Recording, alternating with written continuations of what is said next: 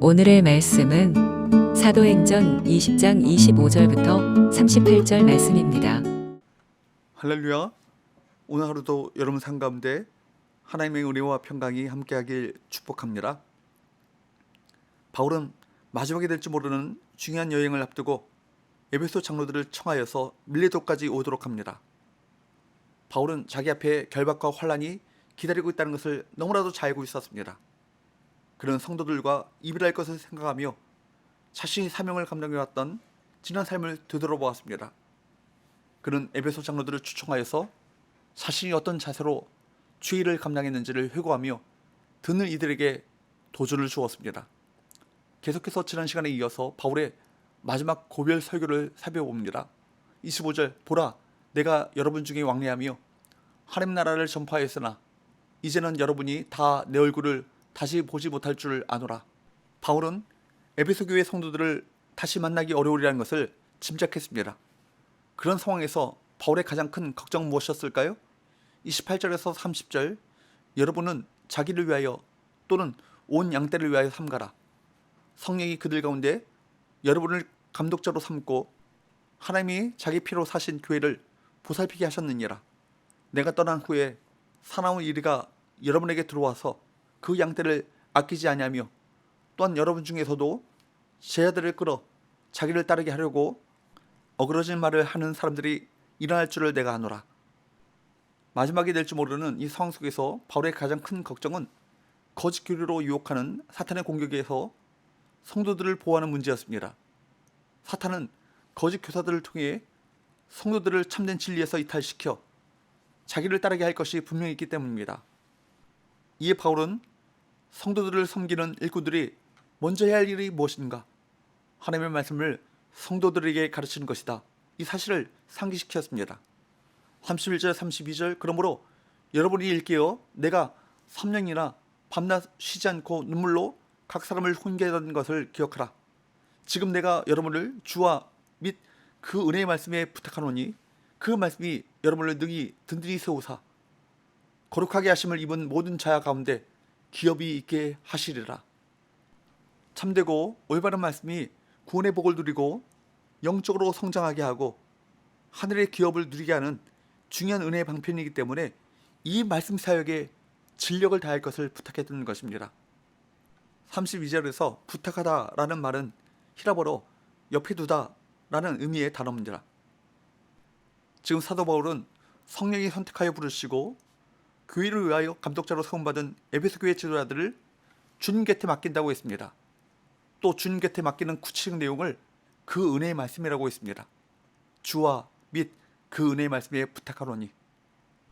베드로 사도는 하나님의 자녀로 거듭나는 것도 영적으로 성장하는 것도 썩어 없어질 시간인 영원히 썩지 않는 살아계시는 하나님의 말씀으로 이루어진다고 했습니다. 그러므로 일꾼들은 무엇보다 하나님의 말씀으로 무장되어 있어야 합니다. 연약한 지체들에게 말씀을 전하고 가르치고 그들을 말씀을 통해 믿음으로 세워주어야 할 것입니다. 우리 주변에는 교회를 다니면서 말씀의 가르침을 제대로 받지 못해 영적 갈증을 해소하지 못한 나머지 이단 교리에 빠지는 사람들이 있습니다. 이런 안타까운 일들이 벌어지지 않도록 교회는 말씀을 가르치고 성도는 진리를 배우는 일에 최선을 다해야 할 것입니다. 말씀에 대한 갈망과 영적 진리에 대한 목마름으로 우리에게 소망의 이유를 묻는 사람들에게 언제든지 진리의 말씀을 전할 수 있어야 할 것입니다. 하나님의 말씀이 왕성한 교회가 건강한 교회입니다. 또한 바울은 33절에서 35절 말씀에서 자신이 어떻게 범사에 본을 보였는지 설명합니다. 그는 자죽하고 청렴했으며 자비랑으로 수고하면서 연약한 사람들을 도왔습니다. 바울은 사도로서 교회 사역비를 유혹할 수 있었지만 그렇게 하지 않았습니다. 주는 것이 받는 것보다 복이 있다라는 주님의 말씀을 실천하는 것입니다. 바울의 회고와 고민에는 말이 아닌 삶으로 그리고 열정과 사랑으로 복음을 전하는 모습이 담겨 있습니다. 36절에서 38절 이 말을 한 후 무릎을 꿇고 그 모든 사람들과 함께 기도하니 다 크게 울며 바울의 목을 안고 입을 맞추고 다시 그 얼굴을 보지 못하리라 한 말로 말미암아 더욱 근심하고 배에까지 그를 전송하니라. 모든 고민을 마친 바울은 에베소 교회 장로들과 함께 무릎을 꿇고 기도했습니다. 그들은 헤어지는 것이 아쉬워 크게 울며 목을 안고 입을 맞췄습니다.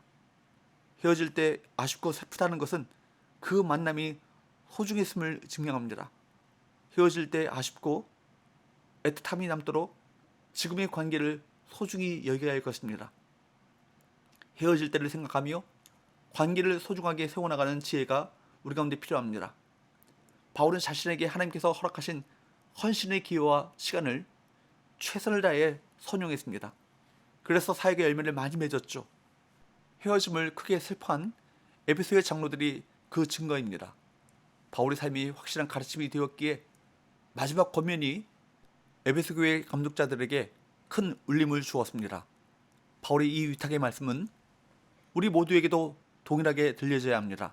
한 영혼 한 영혼을 소중하게 여기고 그들을 말씀으로 먹이고 세우고 마침내 하늘의 기업을 받아 누리는 복된 삶과 복된 교회가 될 수 있기를 주님으로 축복합니다. 기도합시다.